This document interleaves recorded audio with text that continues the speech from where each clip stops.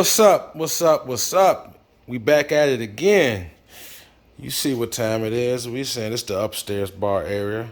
We got a little action going on. I had to upgrade my pure white game. Got another bottle on deck. I already reviewed you, but today it's about you. Yes, it is the Weller Special Reserve on deck for review. 90 proof, 45% ABV, the original wheated bourbon. Let's get all into it, y'all. The Weller Special Reserve on deck for review. Let's go. What's up, baby? You see what time it is. You see what time it is. Drams on deck. And all right, you see what it is. Weller Special Reserve on deck for review today. This is actually, believe it or not, my very first bottle of Weller. Now, don't get me wrong, I've had it plenty of times, but I've never had any bottle of Weller. I tried to get the William LaRue Weller, which is in the B-Tag, come out once a year. Very, very hard to get. And usually, unless you get it at a raffle, at a retail, you're going to pay, we'll say $700 and up, most spots. I'm not down for that. I didn't keep that. And then they also have the Weller 12. I tried to get it for retail, and I don't really have any luck with that. So usually when I see Weller 12, it's like, $200 and up. And for, MSRP on Weller 12 was around $45. So I can't see myself paying $200 and up. I've had it several times, several pours at certain restaurants. I believe it or not, the cheapest I've ever had Weller 12 was believe it or not, was at an airport. Because, you would think the airport prices are more expensive. I was at the Houston airport, and this was Bush. And I was at Papa Do's. I think that's in Concourse E or D or something like that. And I went up there. This was keep in mind, this was like 2 years ago, a couple years ago. So the prices may not still be there. They might still have Weller 12 anymore. But I remember it was about just before COVID jumped off. I was at the Houston airport. I went to Papa Do's, and which is a nice Cajun style restaurant. And they had shots of Weller 12 for I think it was maybe $10 to $12. So I had got a couple doubles, and I was just living my best life. I'm like, really? Weller 12? Because normally I would think they were inflation. But nevertheless, I got Weller 12 shots for $10 to $12. This was a couple years ago. But anyway, and then I lied to y'all. I had the antique. So this is, that's my second bottle. So I forgot. I did have the Weller 107 antique. That was a barrel pick. I did that review a few years ago. I forgot I did. So this is actually my second bottle of Weller. So, but be it as it may, I haven't had that many is the point. So this one I got maybe 2 months ago. I was actually in Kansas for work. I was there for a couple of days. I got this bottle at a store. I don't remember the name of the store, but it was in Kansas City, Kansas. Not the Missouri side, which is the most popular side. I was in Kansas City, Kansas. There was a store there, and I wasn't even looking for it. I just happened to see it on the shelf, and it was only $27. I was like, well, damn, I got to get that. And believe it or not, they had a whole gallon of this at another store that was in Kansas. I was near Fort Riley, Kansas. It was another store. It was like a convenience store. And I saw a half gallon of this, and it was $45. So, at least in Kansas, you can get this for dirt cheap, or I would say retail, because believe it or not, when I used to live in California, and maybe about not even a couple years ago, I saw this on the shelf. The most expensive that I've ever seen this on second market pricing with my own two eyes was it was about $90 with tax. I was just like, wow. So needless to say, I did not buy it. You pretty much, this is a $20-something bottle, and you expect me to pay almost $100 for it. I'm good. And then, so that's why, like I said, I saw this deal. I'm like, let me get it. So that's why we're doing this review right here. So like I said, so as I corrected, this is my second bottle of Weller. First one was a 107. This is the Special Reserve. This is 45% alcohol, 90 proof. And this one right here is what you would call the entry level of the Wellers. This is the lowest bottle that pretty much they come with, or among the lowest. And so I actually just want to do a review because this is something that I'm quite sure that most bourbon people or whiskey connoisseurs have seen, and most of them have had. So it's not something that you probably are unfamiliar with, but this is just something I want to do a review for. So it's pretty basic, straightforward. And as always, we gonna nose it, we gonna taste it, and we gonna score it. So without further ado, the color, this is non-age stated, and the color on here is kind of like a golden amber color. It's not too dark, but about maybe about medium amber color on this one. Like I said, the mash bill is wheated. So basically, for most bourbons, the mash bill is mostly of corn. So outside of the corn, the mash bill could be rye, could be wheat, could be something else. So this one right here is a wheated bourbon. So usually what they say is wheated bourbons are more sweeter ones. The ryes are more spicier ones. I personally, I love both. So what I prefer is a sweet and spicy bourbon. When I say spicy, more like allspice, nutmeg, that type of spice, not like a hot peppery spice per se. But anyway, I like, you know, preferably, I like the sweeter side, but I do like a little spice with it. So if I can get a high proof, smooth, if I can get elements of sweetness, but then a lot of elements of spice, you know, maybe sweet oak, and then other undercurring things, especially if it's a finished bourbon. That's, for me, at least my taste profile, that's where I get a lot more complexity, and that's what really I like, you know. So this is 45%. That wouldn't classify as high proof, but it's definitely not 40. So without further ado, let's nose it and let's see what we got.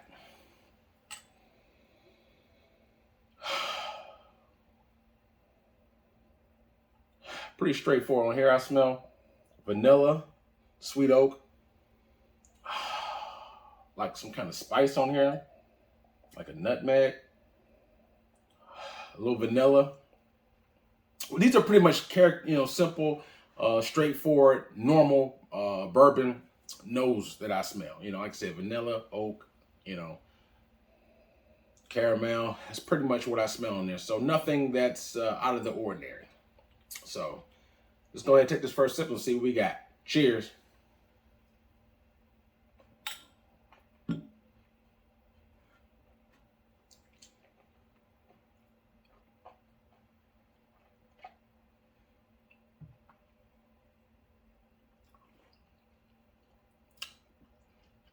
All right, now. First sip of the day. Getting a little palate feels it. Get a little sensitized. I would like to take 2 sips. So I like to saturate my palate so I can kind of give it like deeper into the notes. So without further ado, I'm gonna take one more quick sip and dive into these notes for you.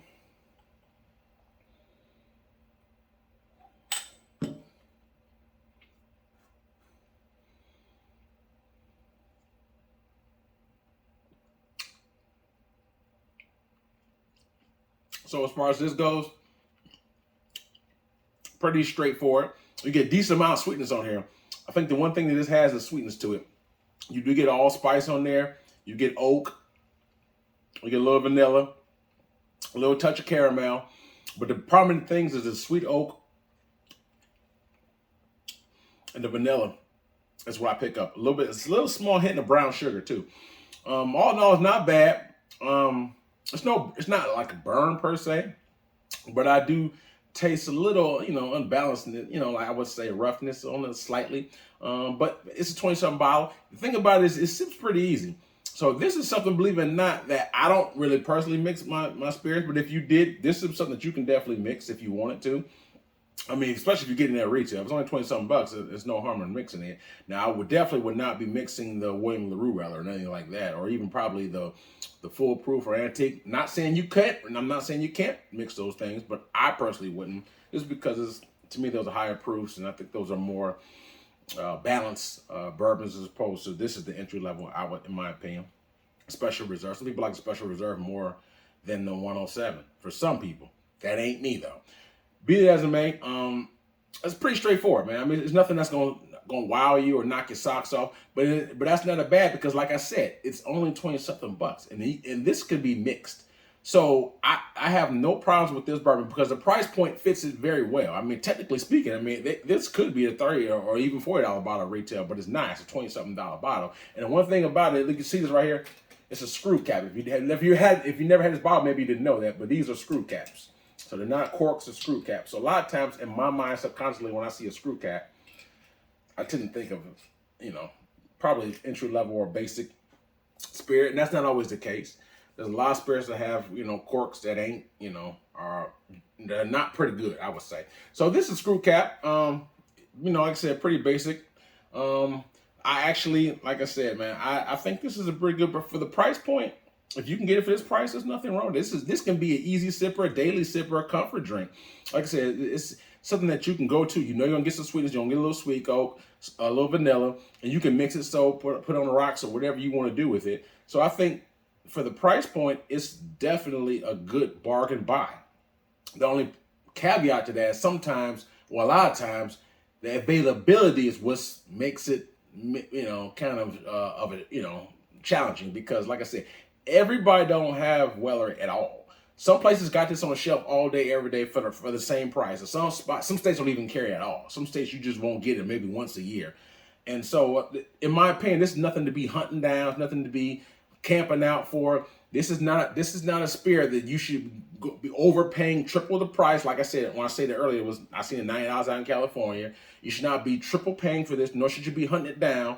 It's an easy sipper, easy going, nothing spectacular going on with it. It's nice, it's sweet, it's like a comfort drink. You can mix it. It's good for the price point. Like I said, there's nothing wrong with it, but you should not be going out of your way, breaking your neck, and going, for this bottle. You just shouldn't do it. It's not worth it. But for the price point, it's an easy sipper. So if you sit on your shelf, you like those common, like I said, little small brown sugar, sweet oak, vanilla, that's nice sweetness to it. Like I said, it's not as smooth as a 12-year by any means. In my opinion, it's not as balanced as a 12-year or even the 107. But it's still a good sipper for 20-something bucks. So that's what I mean by that. And you can mix it. So, like I said, man, it's just simple. If you get it at this price, jump on it. You know what I'm saying? If they talking about they want $60, $70, they can kick rocks with that. That's just my personal opinion, But it's your money. You can do what you choose.